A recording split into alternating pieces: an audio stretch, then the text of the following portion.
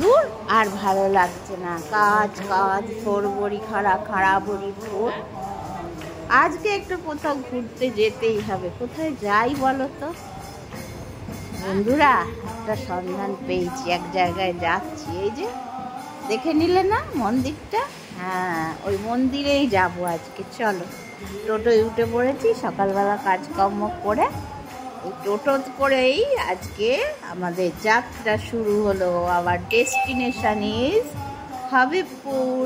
Habibpur ISKCON মন্দির। হ্যাঁ, চলো শ্যামনগর স্টেশনে নামবো। এই যে শ্যামনগর স্টেশনে চলে এসেছি। আর একটা জিনিস দেখবে, আপের ট্রেনে যখন তুমি যাবে, তুমি বসে থাকবে, ডাউনে পরপর ট্রেন চলে যাবে না? ঠিক সেই রকমই অবস্থা। তা দাঁড়িয়ে আছি, এই দেখো ডাউনের দুটো ট্রেন চলে গেল। আমাদের আপের ট্রেন আসবে। আমাদের আপের ট্রেন 9:39 আমাদের ট্রেন। তা চলো ওয়েট করি একটু। তো বন্ধুরা, এটা নদিয়া জেলায় অবস্থিত। নদিয়া জেলার হবিবপুরে এই ইস্কন মন্দিরটা যাওয়ার জন্য আমরা কি ধরবো বলো তো? কৃষ্ণনগর রানাঘাটের সামনে এই যে শান্তিপুর লোকাল এসে গেছে। এই শান্তিপুর লোকালে করে আমরা যাব ইস্কন মন্দির। ঠিক আছে, তা চলো উঠেছি, বসেও পড়েছি। বসে বসে গল্প করছি।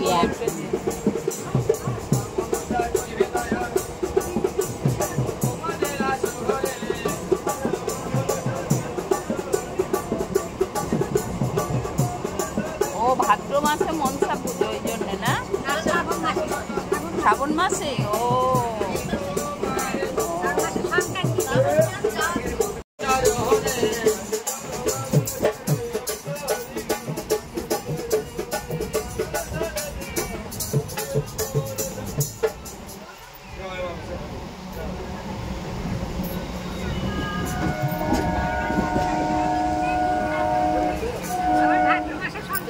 মাসে মনসা পুজো, তাই উঠেছে। তা বন্ধুরা, তোমাদের প্রথমে বলে দিই, যারা শিয়ালদা থেকে আসবে মেন লাইনে, আমরা আজকে যাচ্ছি হবিবপুর ইস্কন মন্দির। তারা মেন লাইনে যারা শিয়ালদা থেকে আসছে, শান্তিপুর লোকাল ধরবে। কৃষ্ণনগর রানাঘাট এগুলো নয়, শান্তিপুর লোকাল ধরে তোমরা যাবে হবিবপুর স্টেশন। তা আমরাও শান্তিপুর লোকাল ধরেছি যারা শিয়ালদা থেকে আসবে। আর যারা রোডে আসবে তারা তো জাতীয় সড়ক ধরে তারা আসতে পারবে, 12 নম্বর জাতীয় সড়ক যেটা আছে। তা আমরা তো ট্রেনে করে যাচ্ছি। মেন লাইনে আমরা শান্তিপুর লোকালে উঠেছি। যারা বেলঘরিয়া, সোদপুর, ইছাপুর, ব্যারাকপুর এইসব দিক থেকে আসবে, তাদের কিন্তু খুব সুবিধা। তারা এই ট্রেনটা ধরলেই তোমরা চলে যাবে সোজা হবিবপুর স্টেশন। রানাঘাটের পরে একটা স্টেশন, তারপরেই হচ্ছে হবিবপুর স্টেশন। এখানেই বন্ধুরা ইস্কন মন্দির আছে। তা দেখতে দেখতে যাচ্ছি। দুপাশ একদম মেঘ করেছে, কিন্তু বৃষ্টি নেই, মেঘলা মেঘলা ওয়েদার। আর দুপাশে গাছপালা, খুব ভালো লাগছে বন্ধুরা দেখতে। আর ট্রেনটা খুব একটা বেশি বললাম না, ভিড়ও নেই। দেখো কি সুন্দর লাগছে না গাছপালাগুলো দেখতে। আর যেটা আমি তোমাদের বলছি, তা তোমরা ওখানে নেবে কিন্তু টোটো পেয়ে যাবে। টোটোতে করে তোমাদের সব কিছু আজকে বলে দেবো। আমি নামি, তারপরে যারা যাবে বন্ধুরা খুব ভালো লাগবে। তার কারণ হচ্ছে, আমি তো কিন্তু লোকের মুখে শুনেই এসছি, জানি না এখনো কতটা ভালো লাগবে। লোকে বলছে অসাধারণ, একদম মায়াপুর ইস্কন মন্দিরের মতো। তা দেখা যাক। এই যে বন্ধুরা, কালীনারায়ণপুর স্টেশন এসে গেছে। এই যে ব্রিজ, চূর্ণী নদীর ওপর দিয়ে এই ব্রিজটা যাচ্ছে। এই ব্রিজটার উপর দিয়ে ট্রেন গিয়ে কালীনারায়ণপুর স্টেশন পড়বে। তারপরে স্টেশনই হচ্ছে হবিবপুর স্টেশন। দেখো, এটা চূর্ণী নদী, জানো তো কি সুন্দর লাগছে না নদীটা দেখতে? বর্ষাকালে সব নদী সুন্দর লাগে, তাই না? জলে ভরপুর একদম নদী। তা বলতে বলতেই তোমাদের দেখাচ্ছি যে দেখো এখানেও গাছপালা ভর্তি। আর আমরা গ্রাম সাইডে এসছি, তাই জন্যে গাছপালা তো থাকবেই। আর বন্ধুরা কত যে কলার ক্ষেত তার ঠিক নেই এখানে। তো বন্ধুরা এবার আমরা নামবো হবিবপুর স্টেশনে, তাই গেটের কাছে এসছি। আর দেখো কি ভালো লাগছে না ট্রেনের লাইনটা দেখতে। ট্রেনটা সাই সাই করে চলে যাচ্ছে, কিন্তু কোনো তার জায়গার হেরফের হচ্ছে না, ঠিক লাইন ধরে চলে যাচ্ছে। আর আমাদের জীবনও এইরকম চলমান জীবন, অন্তবিহীন পথে চলাই জীবন, শুধু জীবনের পথে চলাই। হবিবপুর স্টেশনে নামলাম, এই যে ট্রেন থেকে। এবার আমরা যাব যেদিকে ট্রেন যাচ্ছে সেই দিকে যাব ইস্কনের জন্য। চলো, আমার সাথে বৌদি আছে, চলো সামনের দিকে।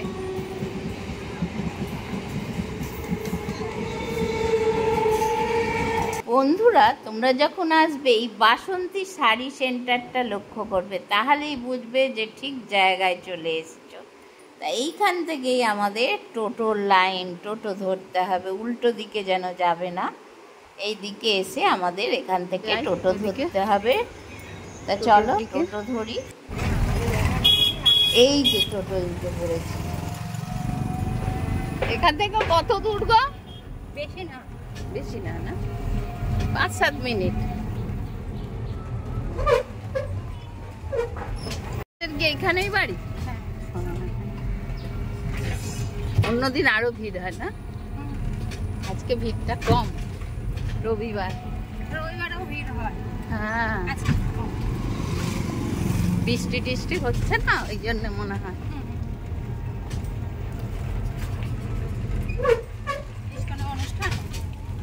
অনুষ্ঠান আছে? না না, আমরা এমনি দেখতে এসেছি, এমনি দেখতে এসেছি।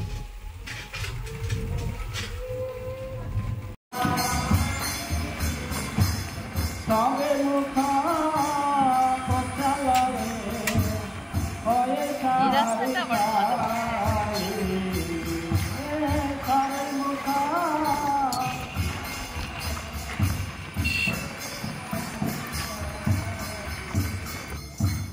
তো বন্ধুরা এই যে ইস্কন মন্দিরের সামনে একদম টোটোওয়ালা আমাদের এখানে নামালো। দুটো গেট আছে, একটা গেট দিয়ে গাড়ি পার্কিং করা হয় আর একটা গেটে মানুষ ঢুকে। তাই এই গেটটা সামনে, তাই এখান দিয়ে আমাদের ঢুকতে হবে। তাই চলো ভেতরে ঢুকি।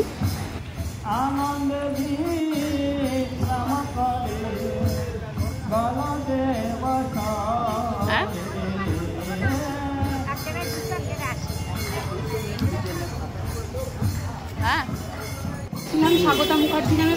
তো বন্ধুরা দুটো গেটের, একটা গেটে গাড়ি পার্কিং, ওখান দিয়ে যাবে না। এই গেটে ঢুকলেই দেখবে বামতে একটা দোকান আছে, সেইখানেই তোমাকে ভোগের কুপন কাটতে হবে। এই যে এখানে ইনি আছেন, এখানে তোমাকে লাইন দিয়ে ভোগের কুপন কাটতে হবে। ভোগের কুপনের মূল্য একটা আছে 80 টাকা, আর একটা রাজভোগ হচ্ছে 200 টাকা। তা আমরা 200 টাকার একদিন এসছি, 200 টাকারই কেটেছি। তাই দেখো এখান থেকে আমাদের লাইন দিয়ে কুপন নিতে হবে, নিয়ে তারপরে মন্দিরে যাবে। তার কারণ কুপন যদি উঠে যায়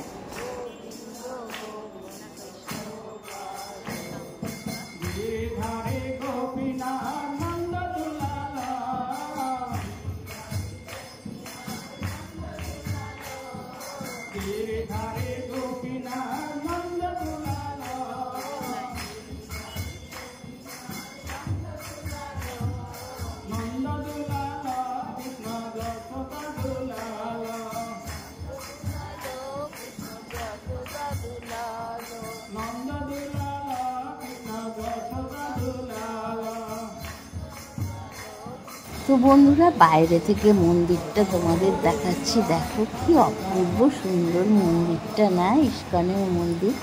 ভীষণ ভালো লাগবে, তোমরা যদি আসো এখানে তোমরা দেখবে যে আমি একটু বানিয়ে বলিনি। এত সুন্দর টিপটপ মন্দিরটা, সামনে দুটো নারায়ণের মূর্তি আর চূড়াটায় ধ্বজা উঠছে, কি ভালো লাগছে, যেন মনে হচ্ছে মায়াপুরেই চলে এসেছি। আমাদের ঘুরে ঘুরে দেখাই। চলে এসেছি এবার ভোগের কেটে, ভোগের কুপন কেটে এবার ভিতরে দেখাচ্ছি। কত সুন্দর মন্দিরটা দেখো, যেন মনে হচ্ছে মায়াপুরে চলে এসেছে। খুব সুন্দর মন্দিরটা দেখো, খুব ভালো লাগছে। তোমরাও আসবে দেখে, পুরো ব্লগটা দেখবে, তাহলে ভীষণ ভালো লাগবে। হ্যাঁ যাবো। তো বন্ধুরা, তোমরাও কুপনটা আগে কেটে নেবে। বৌদি লাইনে ছিল, কাটছিল, আর আমি তোমাদের ঘুরে দেখাচ্ছিলাম। দেখো, জগন্নাথ বলরামের ধ্বজা আলাদা, মন্দিরের মধ্যে ভাগ, আর এত অপূর্ব লাগছে সামনে থেকে মন্দিরটা। এখনো ঢুকিনি ভিতরে, ঠাকুর দেখিনি। ঠাকুর দেখবো যখন তোমাদের দেখাবো, দেখবে। তবে বন্ধুরা, একটা জিনিস কি, এখানে ভেতরে মোবাইল নিষিদ্ধ। তাও আমি যতটুকু তোমাদের যদি পারি একটু ছবি দেখাবো।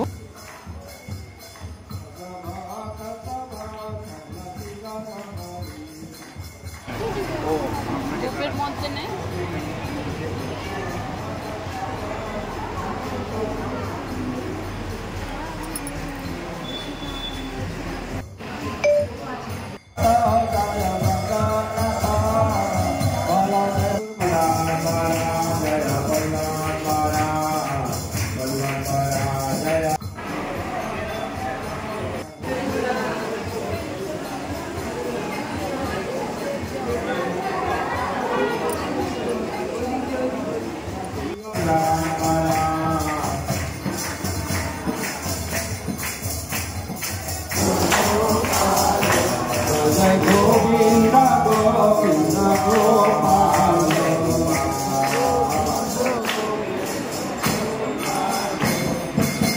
যে এখন ভগবানের যে ভোগটা দেবেন, এটা হচ্ছে ফল ভোগ লাগিয়ে আপনি বাড়ি নিয়ে যেতে পারবেন। খুব সুন্দর ব্যবস্থা আছে। সকালে 7 ভোগ লাগে, এখানে সকালে বাল্যভোগ লাগে, দুপুরে মধ্যাহ্ন ভোগ লাগে, তারপরে বিকালে থাকার ব্যবস্থা আছে, প্রসাদের ব্যবস্থা আছে, গেস্ট হাউস আছে, আর সব 600 টাকা একদিনে। খাবার দাবার সব দেবে না, খাওয়াটা আলাদা কুপন নিতে হবে। কুপনে এখানেই পাওয়া যায়? হ্যাঁ, এখানেই পাওয়া যায়। ঠিক আছে। তো বন্ধুরা, এখানে দোকানে ফটো, তারপরে ধূপ, তারপরে ঘি, কর্পূর, এইসব তোমরা পাবে। অগরু আর ক্যালেন্ডার পাবে। এখানে ক্যালেন্ডার 20 টাকা করে বিক্রি হচ্ছে। তাই এবার আমরা বসতে চলে গেলাম ওখানে। ভীষণ ভালো লাগছে। আর এরপর ভোগ খাওয়ার লাইন, ভোগ খেতে হবে। তাই এখানে একটা কাঁচের ঘর আছে, এই যে ভিতরে, এখানে ঢুকে আমাদের ভোগ খাওয়া হবে। এটা 80 টাকা আর 200 টাকার। এটা 200 টাকার ভোগের। তা ভোগও তেমনি সুন্দরই হবে। তোমরা সকাল থেকে আসবে, এসে ভোগের কুপন কেটে নেবে। তা আমরা বললাম, একদিন যেকালে এসেছি, 200 টাকারই একটা ভোগ কেটে আমরা দুজন খেলাম, আর একটা ভোগ নিয়ে এলাম। তা ভীষণ ভালো লাগবে। তা আমরা এখন বসে আছি ভোগ খাওয়ার জন্য, সেইটাই তোমাদের দেখাচ্ছি। এই দেখো, আজকে ভিড় হয়নি, ভালোই ভোগ আসেনি। আমরা ওয়েট করছি ভোগের জন্য, এখানে বসে যে যার মতো গল্প করছি। আর এই প্রসঙ্গে তোমাদের বলি, তোমরা যখন এখানে আসবে দেখবে, এখন তো বন্ধুরা সম্পূর্ণ এসি রুমে বসে 14 রকমের পদ দিয়ে রাজভোগ খাওয়া এই মিনি ইস্কনে, এর আশা ছাড়া যায়। বন্ধুরা, তার জন্য অপেক্ষা করছিলাম, আমরা গল্প করছিলাম। এবার সেই ভোগ এসে গেছে, সবাই অধীর আগ্রহে অপেক্ষা করছে। তা আমরাও এবার খাবো, দেখি কি কি ভোগ দেয়। এই যে বন্ধুরা এসে গেছে। কি আছে বৌদি বলুন তো? এটা কি? এটা বোধহয় চানা মশলা, পান্তুয়া, পনির, চাটনি,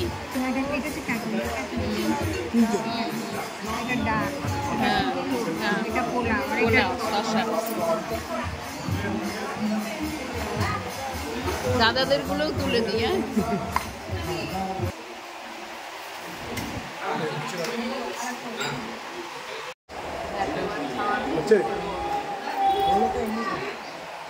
বৌদি এদিকে ঠিক। তাহলে বন্ধুরা আবার খাওয়া শুরু করি। তোমরা দেখতে থাকো। আর খুব তাড়াতাড়ি এখানে এসো, কিন্তু রাজভোগ খাওয়া তোমাদের কি হয়েছে দেখালামই।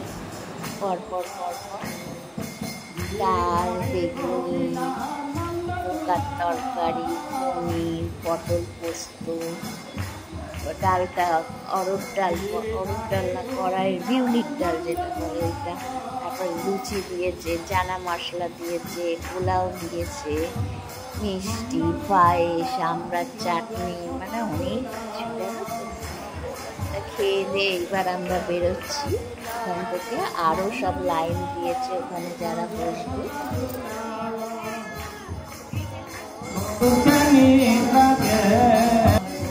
পাশে হাত ধোয়ারও বন্ধুরা ব্যবস্থা রয়েছে, তা আমরা হাতটা ধুয়ে একটু যাচ্ছি গোশালা, রান্নাঘর এগুলো দেখতে।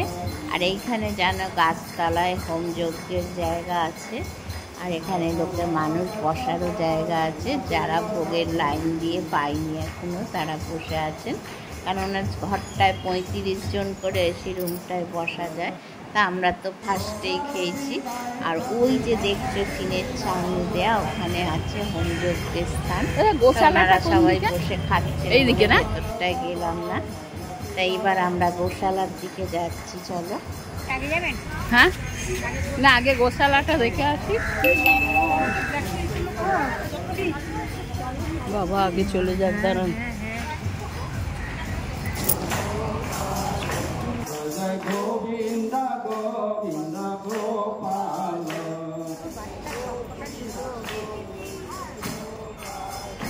চলো গোশালা দেখে আসি।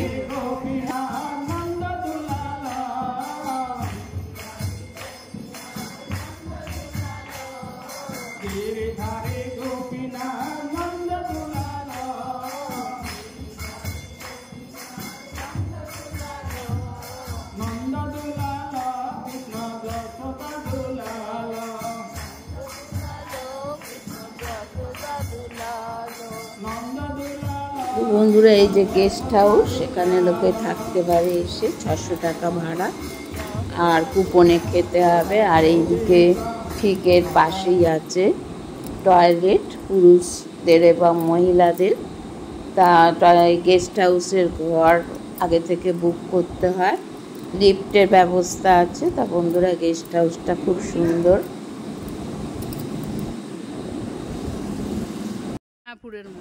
তো বন্ধুরা এই যাকে এখানে গোশালা আছে, গোশালার গরু রয়েছে ভিতরে। গরুরা এখন বিশ্রাম নিচ্ছে দুপুরবেলা, এখানে বিচুলি কাটা হয়। তা অনেকগুলো গরুই আছে, 8-10টা গরু দেখা যাচ্ছে। গরুরা বিশ্রাম নিচ্ছে সব। এবার চলো রান্নার ঘর, বেরিয়ে যাবো।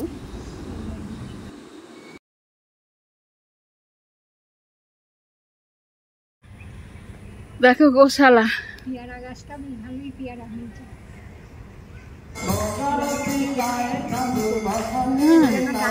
হ্যাঁ হ্যাঁ হ্যাঁ, খায় না কেউ।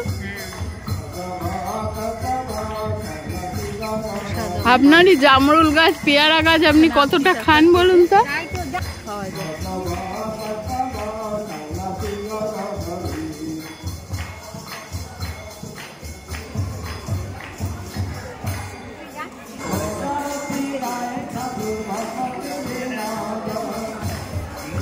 ওইখানে 80 টাকারটা না। তো বন্ধুরা এই যে ঘরটা দেখছো, এটা 80 টাকার প্রসাদের। যারা কুপন কাটবে এই হল ঘরে বসে তারা খেতে পারবে। আর বয়স্কদের জন্য আলাদা বসার ব্যবস্থা আছে, এখানে কল আছে হাত ধোবার। আর এই যে রন্ধনশালা, এখানে রান্নাঘরে রান্না হয়, সারাদিনই রান্না চলছে। ঠাকুরকে 3 বার ভোগ দেওয়া হয় পুজো, বিভিন্ন রকম পদে। একটা হয়ে গেলে আর একটা শুরু হয়। আর এমনি ভোগের কুপন কেটে যারা ভোগ খায়, তাই জন্য সারাদিন এখানে রান্না চলছে। তা আমরা চলে এলাম সামনের দিকে মন্দিরে। এই যে সামনের মন্দিরে আমরা চলে এসেছি। এইবার বন্ধুরা বাড়ি ফিরতে হবে, তার তোড়জোড় আছে।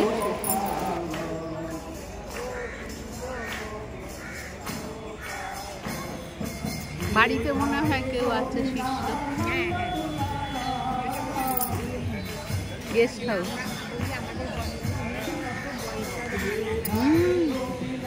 ওই তো এরাই তো গেস্ট হাউসে ছিল।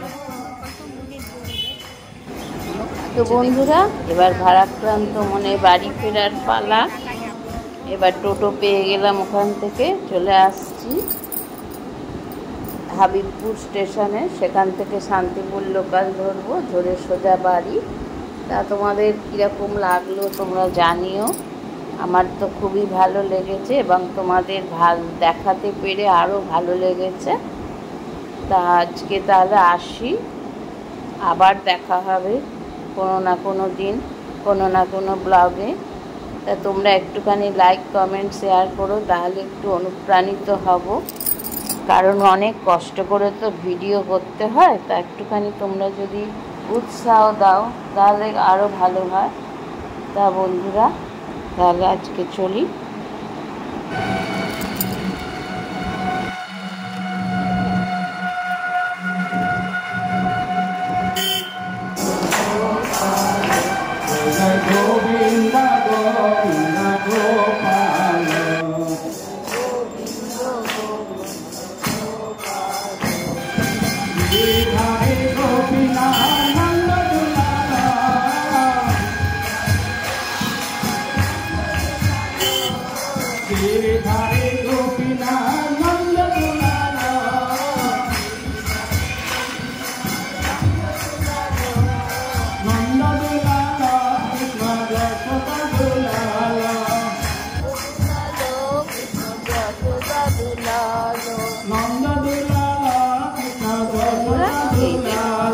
চলে এলাম হাবিবপুর স্টেশন।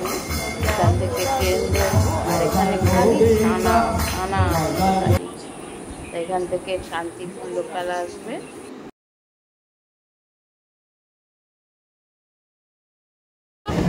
লোক বটে ওদের না।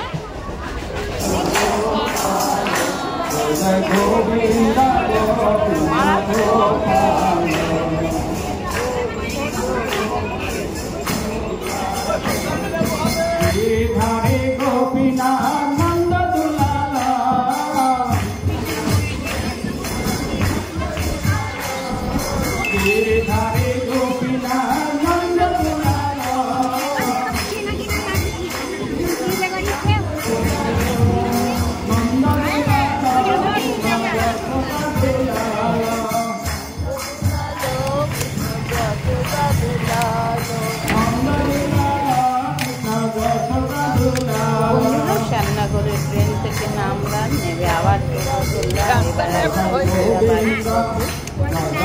আজ তাহলে আসি। তোমাদের কেমন লাগলো জানিও। আর যদি ভালো লাগে একটু লাইক কমেন্ট শেয়ার করো। টাটা।